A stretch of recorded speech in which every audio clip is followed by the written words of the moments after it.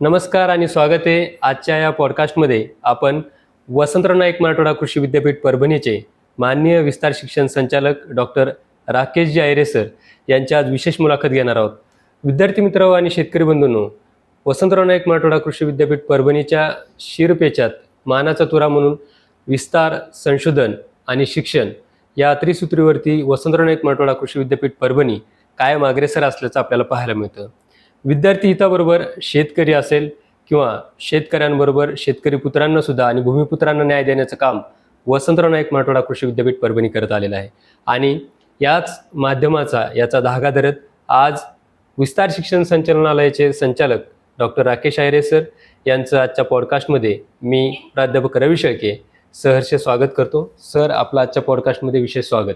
नमस्कार सर, या पॉडकास्टच्या निमित्तानं आपण काही प्रश्न घेणार आहोत, ज्या अनुषंगानं विद्यार्थ्यांना त्यांच्या करिअरमधील संधी, कृषी शिक्षणाबरोबर शेतीसाठी शेती व्यवसायाची जोड आणि इतर महत्त्वाच्या विषयांवरती आज प्रकाश टाकणार आहोत. प्रामुख्यानं मी सर्वप्रथम सरांना पहिला प्रश्न विचारतो की सर, आपण सर्वप्रथम आपल्या शैक्षणिक आणि व्यावसायिक करिअर संदर्भात थोडक्यात विद्यार्थ्यांना आपला परिचय करून द्यावा. नमस्कार. मी डॉक्टर राकेश आहिरे, संचालक विस्तार शिक्षण, वसंतराव नाईक मराठवाडा कृषी विद्यापीठ इथे ते कार्यरत आहे. माझं शालेय शिक्षण गिरणा पब्लिक स्कूल, दाभाडी, जिल्हा नाशिक या ठिकाणी संपन्न झालं. त्यानंतर BSc ॲग्रीसाठी मी आनंद निकेतन कृषी महाविद्यालय वरोरा इथे माझं BSc ॲग्री मी UG कंप्लीट केलं. त्यानंतर तत्कालीन मराठवाडा कृषी विद्यापीठ इथं PGसाठी मी त्या ठिकाणी ॲडमिशन घेतलं आणि PhDसुद्धा ह्याच विद्यापीठातून मी त्या ठिकाणी कंप्लीट केलेलं आहे. आणि त्यानंतर 2003मध्ये मी असिस्टंट प्रोफेसर झालो, 2008मध्ये असोसिएट प्रोफेसर झालो, 17मध्ये मी HOD झालो आणि सध्या dean college of agriculture Badnapur येथे माझी पोस्टिंग असून माझं additional charge director of extension या कार्यालयात सध्या मी संचालक म्हणून कार्य पाहत आहे. खूप छान आपण परिचय करून दिला सर. कारण खऱ्या अर्थानं विद्यार्थ्यांसाठी आणि कृषी शिक्षणाकडे वळणाऱ्या विद्यार्थी म्हणून त्यांना अतिशय मार्गदर्शनपर आणि प्रेरणादायी आपला हा प्रवास राहिलेला आहे. सर, पुढचा प्रश्न माझा आपल्यासाठी असेल की विस्तार शिक्षण संचालक म्हणून आपण कृषी विद्यापीठाचा हा महत्त्वाचा पदभार बघत आहात, तर या पदाच्या महत्त्वाच्या जबाबदाऱ्या कोणकोणत्या आहेत त्याविषयी आपण प्रेक्षकांना थोडीशी माहिती द्याल. आपण जर पाहिलं तर विद्यापीठाचे 3 प्रमुख स्तंभ आहेत. बरोबर. एक शिक्षण आहे, संशोधन आणि विस्तार. जे काही संशोधन विद्यापीठात होतं, मग ते तंत्रज्ञानाच्या बाबतीत असेल, वाहनाच्या बाबतीत असेल किंवा अवजाराच्या बाबतीत असेल, विस्तार शिक्षण संचालनालय विद्यापीठाचं जे काही संशोधन विद्यापीठाने केलेले हे शेतकऱ्यांपर्यंत किंवा शेवटच्या घटकापर्यंत ज्याला त्याचा यूज होईल, त्याचा अवगत करता येईल, अवलंबन करता येईल, त्या शेतकऱ्यांपर्यंत पोहोचवण्याची जबाबदारी संचालक विस्तार शिक्षण म्हणून माझी मोठी आहे. आपण जर पाहिलं तर विविध विद्यापीठाने विविध वाहन त्या ठिकाणी विकसित केले, तंत्रज्ञान विकसित केलेत आणि हे तंत्रज्ञान सोयाबीनचं असेल, कापसाच्या बाबतीत असेल, तुरीच्या बाबतीत असेल, ते त्या शेतकऱ्याला अवगत करून त्याचं अवलंबन कशा पद्धतीनं वाढवता येईल आणि हे अवलंबन वाढवून त्याचं उत्पन्न कशा चांगल्या पद्धतीने घेता येईल याबाबतच आपण विस्तार शिक्षण संचालनालय त्या ठिकाणी शेतकऱ्यांच्या सेवेस कायम उपलब्ध आहे. खूप छान. शेतकऱ्यांप्रती असलेला आपण विस्तार शिक्षण संचालनालयाची आपण माहिती दिलीत. याबरोबरीनं सर, महत्त्वाचा आणि शेतकऱ्यांसाठीचा हा प्रश्न असेल की शेतकरी आणि वसंतराव नाईक मराठवाडा कृषी विद्यापीठ परभणी यांच्यातील दुवा म्हणून विस्तार शिक्षण संचालनालय काम करत असते, तर यामध्ये आपली भूमिका म्हणून आपण कशा पद्धतीनं आपली भूमिका पार पाडतात याविषयी आपण माहिती द्याल. दरवर्षी विद्यापीठ वेगवेगळे संशोधन त्या ठिकाणी करते, बरोबर. वेगवेगळे वाहन त्या ठिकाणी विकसित करते, तंत्रज्ञान विकसित करते आणि अवजारंसुद्धा मोठ्या प्रमाणात कृषी अभियांत्रिकी महाविद्यालयाच्या माध्यमातून त्या ठिकाणी विकसित होऊन शिफारस त्या ठिकाणी केली जाते. बरोबर. आपण मराठवाड्याचा जर विचार केला तर मराठवाडाची जमीन जे काही क्षेत्र आपलं आहे 48 लाख हेक्टर, हे पूर्णपणे 85% कोरडवाहू आहे, जे की पूर्णपणे पावसावर अवलंबून आहे आणि 13 ते 14% फक्त आपलं सिंचनाखाली आहे. आणि आपण जर पूर्ण मराठवाड्याचा विचार केला तर काही ठिकाणी सोयाबीन बेस्ड क्रॉपिंग सिस्टीम आहे, काही ठिकाणी मेज बेस्ड क्रॉपिंग सिस्टीम आहे आणि काही ठिकाणी कॉटन बेस्ड क्रॉपिंग सिस्टीम त्या ठिकाणी आहे. Yes sir.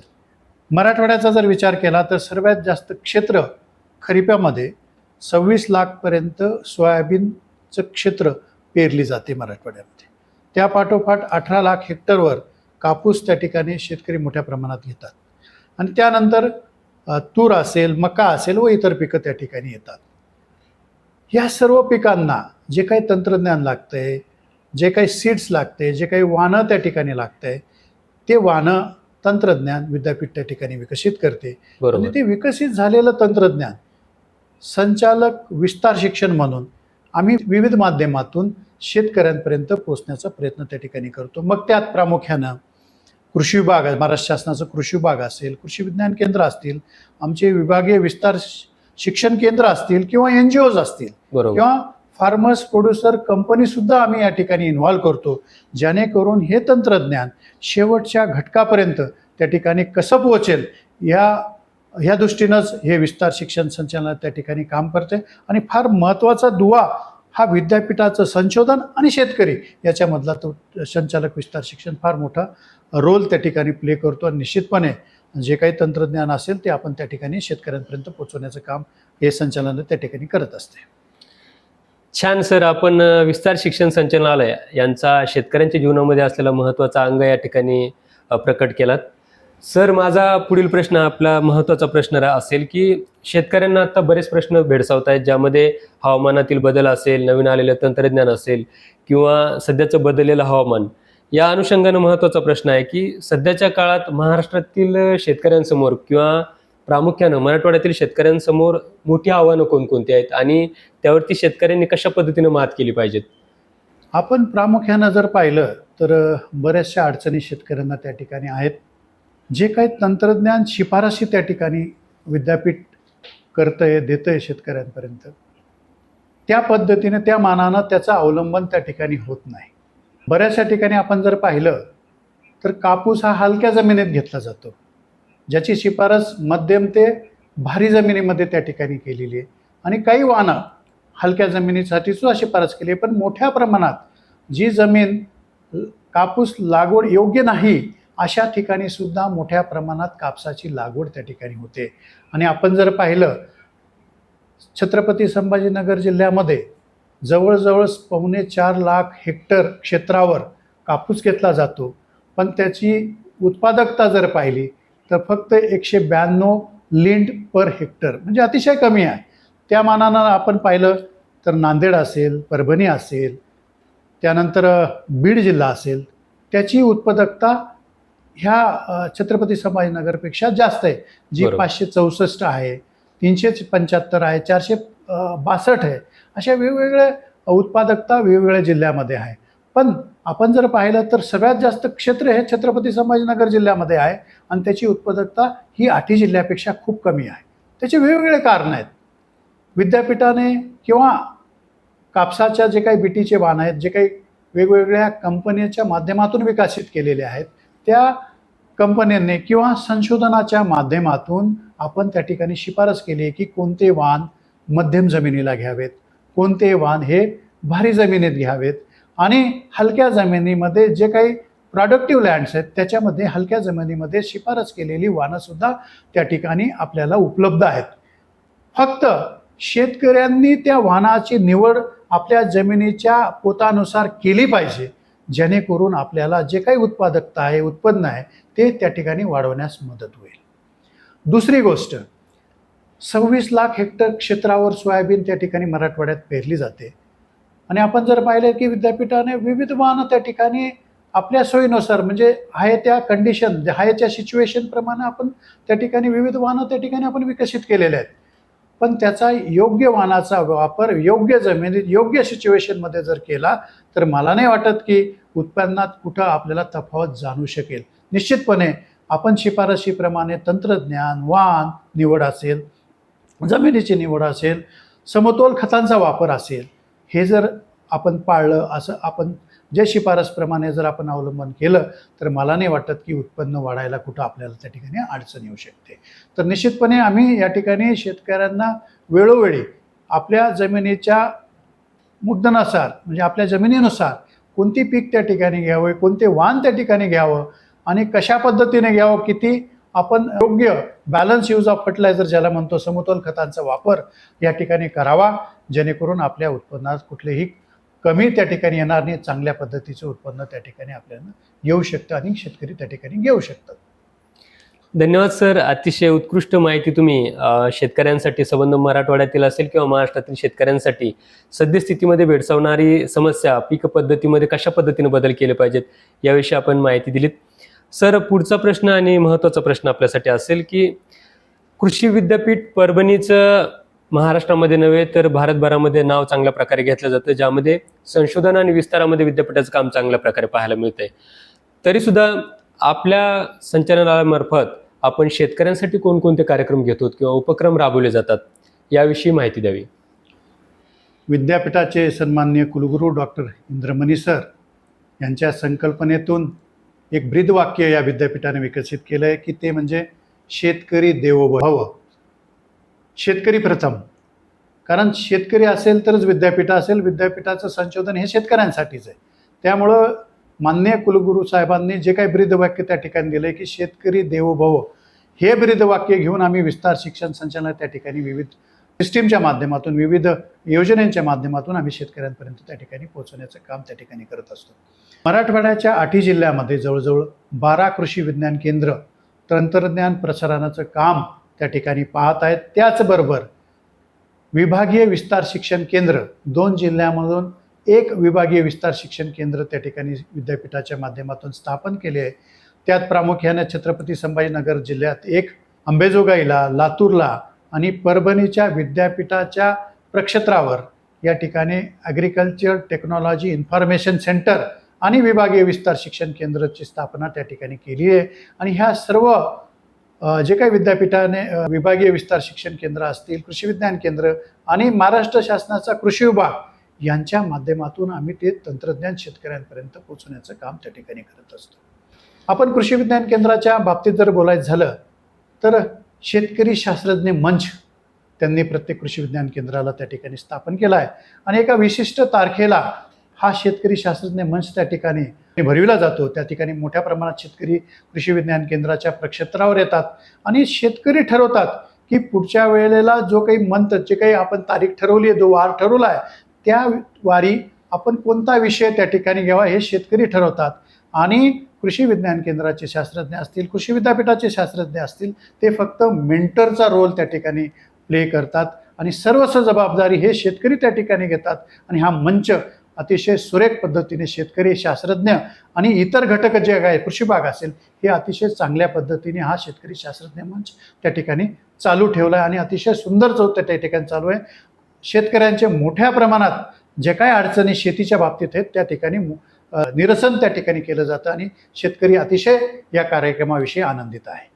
दुसरा अभिनव उपक्रम आपण जर पाहिला की आमचे सन्माननीय कुलगुरू डॉक्टर इंद्रमणी सर यांच्या संकल्पनेतून तो आला आहे, माझा एक दिवस माझ्या बळीराजासोबत. 365 दिवस विद्यापीठ कायम शेतकऱ्यांबरोबर असतेच, पण एक स्पेसिफिक दिवस एक महिन्यातून प्रत्येक शास्त्रज्ञ हा शेतकऱ्यांच्या शेतावर असला पाहिजे, अशी संकल्पना ह्या वसंतराव नाईक मराठवाडा कृषी विद्यापीठाचे सन्माननीय कुलगुरू डॉक्टर इंद्रमणी सर यांनी मांडली. आणि ही संकल्पना अतिशय सुंदर, जवळजवळ 3 वर्षापासून हे जे कार्यक्रम आपण एक दिवस माझ्या बळीराजासोबत हा कार्यक्रम संपन्न होत आहे. आणि शेतकरी अतिशय आनंदानं त्या कार्यक्रमात सहभागी होऊन त्या ठिकाणी आपले प्रश्न त्या ठिकाणी शास्त्रज्ञांना विचार विनिमयाने सॉल्व्ह करून त्या ठिकाणी निरसन, जे काही प्रश्न त्या ठिकाणी उपस्थित झाले त्याचं निरसन शेतकरी त्या ठिकाणी शास्त्रज्ञांच्या माध्यमातून ते करत आहेत. हा कार्यक्रम प्रत्येक महिन्याच्या 2ऱ्या बुधवारी हा आयोजित केला जातो. यात माननीय कुलगुरू साहेबांपासून तर विद्यापीठाचा शेवटचा घटक जो काही कृषी सहाय्यक आम्ही त्यांना म्हणतो, त्या घटकापर्यंत हे सर्व लोक, सर्व कर्मचारी विद्यापीठाचे हे शेतकऱ्यांच्या शेतावर त्या दिवशी असतात. सकाळी 9 पासून तर संध्याकाळी 5 वाजेपर्यंत शेतकऱ्यांच्या शेतावर जाऊन विविध पिकाची पाहणी करून त्यांना जे काय अडचणी असतील त्या अडचणींचं निरसन करणे, त्यांना वेगवेगळे तंत्रज्ञानाची माहिती देणे, विद्यापीठाने विकसित केलेले वाहनांची माहिती त्या ठिकाणी दिली जाते आणि अशा पद्धतीने हा कार्यक्रम चालू जातो. तिसरी जी सर्वात महत्त्वाचा जो काही घटक आमचा नाविन्यपूर्ण घटक आपण त्यांना म्हणूया ते अच्छा. म्हणजे ऑनलाईन शेतकरी शास्त्रज्ञ सुसंवाद. जवळजवळ 3 वर्षापासून हा सुसंवाद आम्ही विद्यापीठाच्या माध्यमातून चालू केलेला आहे. दर मंगळवारी संध्याकाळी 7 ते 10, दर शुक्रवारी संध्याकाळी 7 ते 10 असा हा उपक्रम त्या ठिकाणी आम्ही राबवितो. यात प्रामुख्यानं एक जबाबदारी आम्हाला या विद्यापीठाचे सन्माननीय कुलगुरू डॉक्टर इंदमनेंनी दिली की तुमचं जे काही तंत्रज्ञान आहे ते त्यांना माहिती आहे हे गृहीत धरून त्यांना काय अडचणी आहेत त्यांना जास्त बोलू द्या या कार्यक्रमाच्या माध्यमातून, म्हणजे चर्चा घडवा, जेणेकरून शेतकरी आपले जे काही विविध प्रश्न असतील, ज्या काही अडचणी असतील तंत्रज्ञानाविषयी त्यांची चर्चाचा उहापोह त्या ठिकाणी करतील आणि संशोधनाला या अडचणीपासून एक नवीन दिशा, नवीन संशोधन काय करावे हे आपल्याला शेतकऱ्यांपासून भेटेल. त्यामुळं ह्या कार्यक्रमाअंतर्गत आम्ही शेतकरी हा सेंट्रिक त्या ठिकाणी हा कार्यक्रम आम्ही राबवतो असतो आणि शेतकऱ्याचा अनुभव शेतकऱ्यांना सांगतो. आणि ह्या कार्यक्रमात त्यामुळं काय होतं की तंत्रज्ञान प्रसार शेतकरी टू शेतकऱ्याच्या माध्यमातून हा मोठ्या प्रमाणात होतो, कारण शेतकरी हा शेतकऱ्यावर जास्त विश्वास ठेवतो. जर एखादा शेतकरी एखाद्या गोष्टीत जास्त म्हणजे चांगल्या पद्धतीनं करत असेल, त्याची जर सक्सेस स्टोरी आम्ही त्या दिवशी ठेवली तर अतिशय सुरेख पद्धतीने ते शेतकरी त्या बाकीच्या शेतकऱ्यांना सांगतात आणि त्याचं अवलंबनसुद्धा फार सुंदर होतं. म्हणून आम्ही ही नवीन स्ट्रॅटेजी माननीय कुलगुरू सर यांच्या संकल्पनेने घेतली की फार्मर्स टू फार्मर्स एक्सटेन्शनवर मोठा भर द्या. काही शेतकरी आपण शेतकरी शास्त्रज्ञ म्हणून आयडेंटिफाय केलेले आहेत विद्यापीठाने, यांच्या माध्यमातून हे जे काही तंत्रज्ञान असेल, ICARचं तंत्रज्ञान असेल, विद्यापीठाचं तंत्रज्ञान असेल, ह्या शेतकऱ्यांच्या माध्यमातून इतर शेतकऱ्यांना जावं, हा संकल्पना ह्या ऑनलाईन शेतकरी शास्त्रज्ञ सुसंवाद या कार्यक्रमाच्या माध्यमातून आपण त्या ठिकाणी करत आहोत. अप्रतिम माहिती आपण या ठिकाणी देत आहात सर, आणि खऱ्या अर्थानं प्रेक्षक म्हणा, शेतकरी असेल, विद्यार्थ्यांसाठी ही माहिती खऱ्या अर्थानं उपयोगी ठरणार आहे. सरांनी ज्या पद्धतीने चर्चा केली की विद्यापीठाच्या 3 महत्त्वाच्या अंगापैकी विस्तार शिक्षण संचालनालयाच्या माध्यमातून ॲटिक सेंटर आहेत, कृषी विज्ञान केंद्र यांच्या माध्यमातून शेतकऱ्यांसाठी वेगवेगळे कार्यक्रम राबवले जातात. आणि मला असं वाटतं किंवा माझ्या माहितीप्रमाणे भारतातील हे एकमेव कृषी विद्यापीठ आहे की माननीय कुलगुरू डॉक्टर इंद्रमणी सर यांच्या मार्गदर्शनाखाली एक दिवस माझ्या बळीराजासाठी ही संकल्पना राबवणारं हे देशातील पहिलं कृषी विद्यापीठ असेल. आणि ज्या माध्यमातून अनेक विविध शेतकऱ्यांना विद्यापीठाचं तंत्रज्ञान हे शेतकऱ्याच्या दारापर्यंत पोहोचवण्यासाठी आणि शेतकऱ्याच्या बांधापर्यंत पोहोचवण्यासाठी विस्तार शिक्षण संचालनालयाबरोबर कृषी विभागाचे सर्व कर्मचारी शेतकऱ्याच्या बांधावरती उपस्थित असतात. खऱ्या अर्थानं या कामाचं कृषी विद्यापीठाचं कौतुक झालंच पाहिजे. सर, पुढचा प्रश्न आणि अत्यंत महत्त्वाचा प्रश्न शेतकऱ्यांच्या अंगाने आपण पाहूयात की कृषी विद्यापीठ म्हणल्यानंतर विस्तार, संशोधन आणि शिक्षण या 3ही बाबी बघितल्या जातात, परंतु शेतकऱ्याच्या अंगाने आपण विचार केला तर संशोधन हा महत्त्वाचा भाग आहे. ज्या अनुषंगानं शेतकऱ्यांसाठी कृषी विद्यापीठाच्या माध्यमातून वेगवेगळे नवीन वाहन किंवा नवीन तंत्रज्ञान विकसित होत असते. यापैकी सध्या म्हणून किंवा मराठवाडा कृषी विद्यापीठाचं विशेष नावलौकिक मिळवणारं असं कोणकोणतं तंत्रज्ञान किंवा वाहन विद्यापीठाने विकसित केले आहेत याविषयी माहिती द्याल. आपण जर पाहिलं तर विद्यापीठाची स्थापना 18 मे 1972 मध्ये झालेली आहे. येस. आणि 72 पासून आतापर्यंत जवळजवळ 1143 शिफारशी, तंत्रज्ञान शिफारशी आपण त्या ठिकाणी म्हणूया, ह्या विद्यापीठाने विकसित करून शिफारस त्या ठिकाणी केलेल्या आहेत. आणि ह्या सर्व तंत्रज्ञानाचा अवलंब शेतकरी मोठ्या प्रमाणात करतायत आणि एक आर्थिक क्रांती या तंत्रज्ञानाच्या माध्यमातून शेतकऱ्यांनी त्या ठिकाणी घेतली आहे आणि अडॉप्ट केलेली आहे. वाहनाच्या बाबतीत जर आपण विचार केला तर जवळजवळ 162 वाहन त्या ठिकाणी विद्यापीठाने आतापर्यंत विकसित करून शिफारस केली आणि शेतकऱ्यांच्या शेतावर मोठ्या प्रमाणात हे वाहन आहेत आणि या वाहनांच्या माध्यमातून शेतकऱ्यांमध्ये एक आर्थिक क्रांती त्या ठिकाणी या वाहनांनी त्या ठिकाणी घडवली आहे. आणि त्याचबरोबर एक मेकनायझेशन त्या ठिकाणी व्हावं, मेकनायझेशनचं युग या ठिकाणी आहे, म्हणून जवळजवळ 60 अवजारं या ठिकाणी विद्यापीठाच्या कृषी अभियांत्रिकी महाविद्यालयाच्या माध्यमातून विकसित करून शेतकऱ्यांपर्यंत पोहोचवण्याचं काम त्या ठिकाणी केलेलं आहे. वाहनाच्या बाबतीत जर आपण विचार केला तर 1982 ते 84 मध्ये नांदेड संशोधन केंद्रानं NH44 हे हायब्रिड वाहन त्या ठिकाणी विकसित केले होते कापूस पिकाच्या बाबतीत. तर ते एवढं प्रचलित झालं आणि एवढं शेतकऱ्यांना आवडलं की जवळजवळ 4 राज्यामध्ये हे वाहन त्या ठिकाणी चाललं आणि जवळजवळ 10 वर्ष एका वाहनानं त्या ठिकाणी राज्य केलं कापूस उत्पादक शेतकऱ्यांमध्ये. हे झालं कापसाच्या बाबतीत.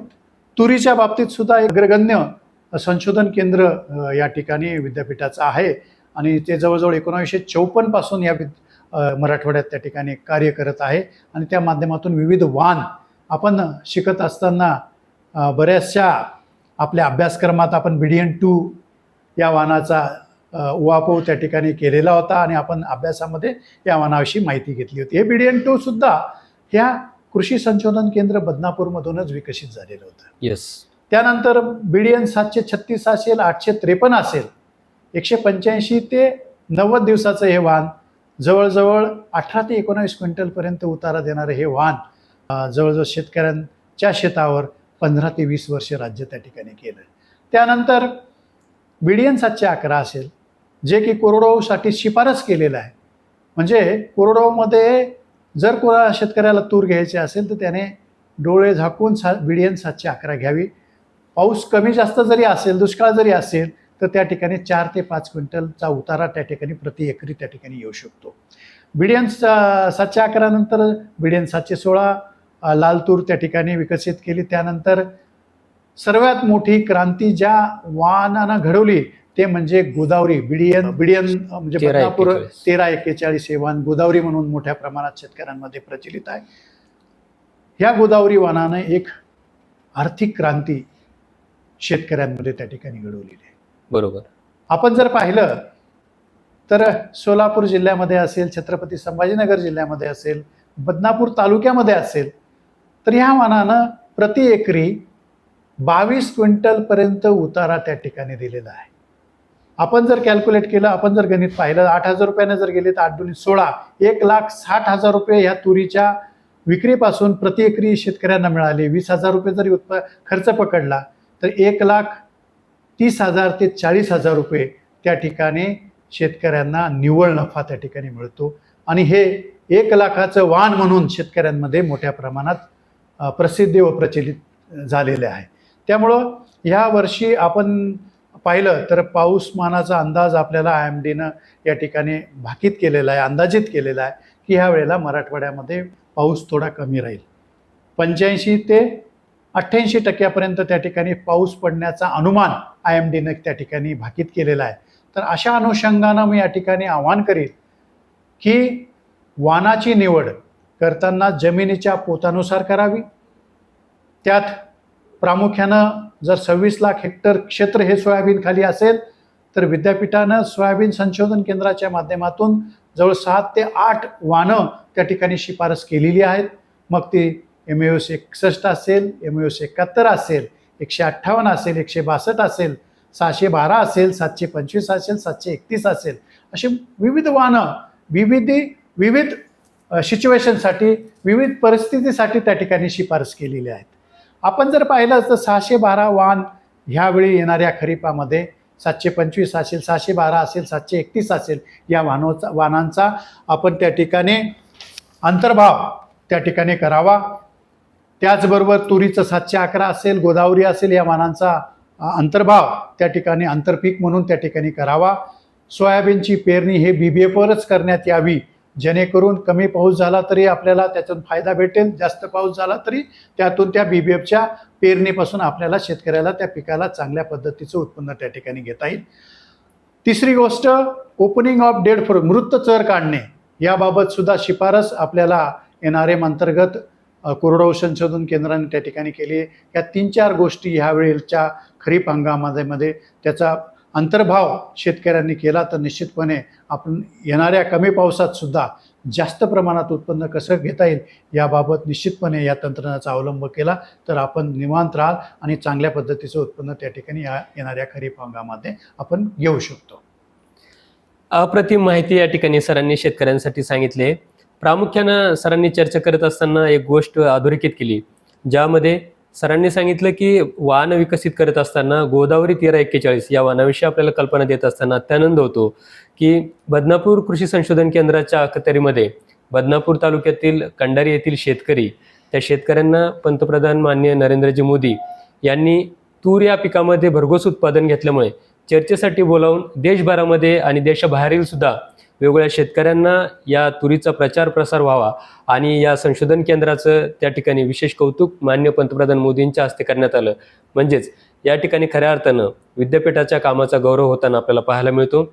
सर, पुढचा आणि महत्त्वाचा प्रश्न असेल की शेतकरी म्हणून शेतकऱ्यांनी आणि शेतकरी बांधवांनी येणाऱ्या काळातील होणाऱ्या हवामानातील बदल असेल, एल निनो इफेक्ट असेल, याची सांगड घालून सद्यस्थितीमध्ये कोणची पिकं घेतली पाहिजेत याविषयी थोडक्यात माहिती द्याल.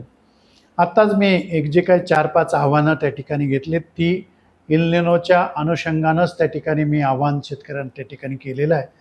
तर प्रामुख्यानं आपल्या जमिनीच्या पोतानुसार आपण वाणाची निवड करावी. ह्यावेळेला पाऊसमान कमी आहे तर त्याचे सक्षम म्हणजे आपण जर म्हणतो की ड्रॉट टॉलरंट व्हरायटीज अंतर्भाव त्या ठिकाणी करावं. मी आत्ता सांगितलं की सोयाबीनचं क्षेत्र लातूर असेल, धाराशिव असेल, नांदेड असेल, परभणी, बीड ह्या बऱ्याचशा भागामध्ये सोयाबीन हे प्रमुख पीक त्या ठिकाणी शेतकरी घेतात. बरोबर. तर त्या ठिकाणी 612 असेल, 162 असेल. 612च्या बाबतीत जर आपण पाहिलं तर कमी पावसात सुद्धा त्या ठिकाणी चांगल्या पद्धतीचं उत्पन्न त्या ठिकाणी देते. जरी पावसाचा खंड जरी 5, 7, 8, 10, 12 दिवसापर्यंत असेल तरी त्या चांगल्या पद्धतीनं पीक त्या ठिकाणी उभं राहून चांगलं उत्पन्न त्या ठिकाणी देते.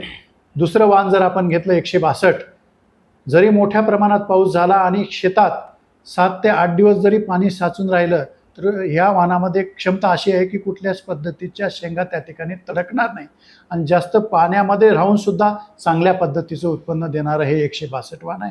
नवीन जे वाण आपण या ठिकाणी विकसित केलं आहे 725 आणि 731 हे दोन्ही वाण कमी पावसात जास्त पावसात सुद्धा चांगल्या पद्धतीने तग धरून त्या ठिकाणी चांगलं उत्पन्न देण्याच्या त्यांचे एक कॅरेक्टर त्या ठिकाणी. तर निश्चितपणे ह्या वाणांचा अंतर्भाव यावेळी येणाऱ्या खरीप हंगामात करावा. दुसरी गोष्ट मी आत्ता सांगितली की आंतरपीक यावेळेला मोठ्या प्रमाणात शेतकऱ्यांनी घ्यावं. जरी एक पीक वाया गेलं तर दुसरं पीक लेट येणाऱ्या पावसाच्या अंदाजानुसार आपल्याला सोयाबीन जरी गेलं तर तूर चांगली येईल किंवा सोयाबीन चांगलं आलं आणि लेट आवर्समध्ये पाऊस कमी राहिला तर तूर जरी गेली तर सोयाबीनपासून एक पीक आपल्याला त्या ठिकाणी हुकमी त्या ठिकाणी भेटेल आणि आपली जी काही रिस्क आहे ती कमी करता येईल. दुसरी गोष्ट वाण निवड आपण त्या ठिकाणी केली आहे. BBF वर पेरणी यावेळी आत्ताच मी आवाहन केलं की सोयाबीन आंतरपीक तूर असेल किंवा सोल क्रॉप त्या ठिकाणी घेत असाल तर BBF शिवाय कुठलीही पेरणी त्या ठिकाणी करू नये. BBFचा उपयोग त्या ठिकाणी मोठ्या प्रमाणात यावेळेला करणं आपल्याला क्रमप्राप्त आहे आणि गरजेचं आहे. छान, आपण शेतकऱ्यांसाठी हा महत्त्वाचा सल्ला दिला सर की वेगवेगळी पिकं जी आहेत त्यामध्ये सोयाबीन प्रामुख्यानं ब्रॉडबेड फरो रुंद वरंबासरी पद्धतीमध्ये लागवड करावी हा महत्त्वाचा सल्ला शेतकऱ्यांसाठी आपण देत आहात. सर, आपण शेतकऱ्यांसाठी म्हणून किंवा विस्तार शिक्षण संचालनालयाची महत्त्वाची जबाबदारी त्या अंगानं आपण विस्तार शिक्षण या माध्यमातून शेतकऱ्यांपर्यंत आपल्या असलेली अधिभूमिका याविषयी आपण चर्चा केली आहे. शेतकरी बंधूंनो आणि विद्यार्थ्यांनो, आपण या पॉडकास्टमध्ये यशस्वीरित्या आपण सामील झालात. विशेष रूपानं वसंतराव नाईक मराठवाडा कृषी विद्यापीठाचे आदरणीय कुलगुरू डॉक्टर इंद्रमणी सर माझे मार्गदर्शक आजच्या पॉडकास्टची विशेष मुलाखत ज्यांनी प्रकट केली. आदरणीय डॉक्टर राकेश आयरे सर यांचे मी विशेष ऋण आणि आभार व्यक्त करतो. मी प्राध्यापक रवी शेळके आपल्या सर्वांना या लाईव्हच्या माध्यमातून या पॉडकास्टच्या माध्यमातून अशाच प्रकारचे वेगवेगळे आपण मार्गदर्शनपर व्हिडिओज आणि माहितीपर मार्गदर्शनपर व्हिडिओ आपण घेणार आहोत. त्यासाठी आपण नक्कीच चॅनलला स्टे ट्यून राहा, सबस्क्राईब करा. Thank you so much sir. धन्यवाद. विशेष आभार. धन्यवाद.